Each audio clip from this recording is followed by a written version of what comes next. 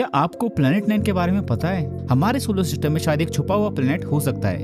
एक ऐसा प्लेनेट जिसका मास अर्थ से 5 से 10 गुना ज्यादा हो और जो सूरज का एक चक्कर लगाने में 10,000 साल से भी ज्यादा ले।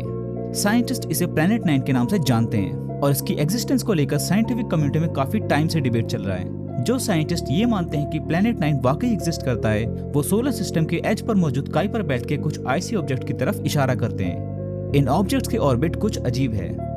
ये सब एक ही डायरेक्शन में एक ग्रुप के फॉर्म में एग्जिस्ट करते हैं और इनमें से कई ऑब्जेक्ट्स की ऑर्बिट अनयूजुअल एंगल्स पर टिल्टेड है।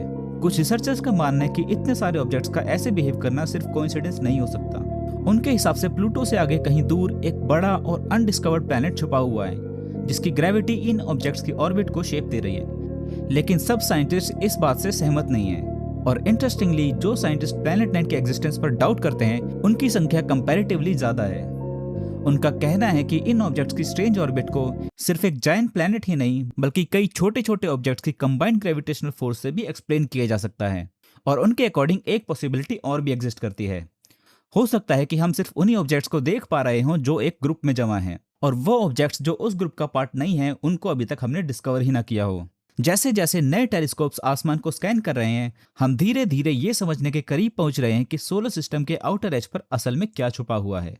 प्लैनेट 9 एक रियल वर्ल्ड हो सकता है या फिर ये भी हो सकता है कि ये एस्ट्रोनॉमी की सबसे बड़ी मिसकैलकुलेशंस में से एक हो। लेकिन फिलहाल जवाब अभी भी अंधेरे में कहीं छुपा हुआ है। अगर आपको भी ये वीडियो इंटरेस्टिंग लगा तो ऐसे ही और वीडियोस के लिए चैनल को सब्सक्राइब कर लें।